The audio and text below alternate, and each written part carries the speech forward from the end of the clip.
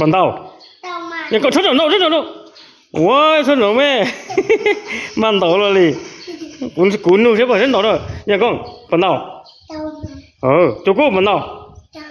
Thoát qua đấy. Tàu chỉ thoát qua đấy. Con tàu có gì chả? Chỉ phun chẳng ăn tàu hả? Chỉ phun để hả? Cô suy cho bé chân tàu kia đó. Để cho qua gì? Cô chèn chứ à? Bên tàu luôn. Chú. Nè, cho cô cho cái chân tàu ấy. Nè, cô giờ thoát qua này. Nè, qua này. Chú, rồi cô bác à? Cho cô bắn tàu lại.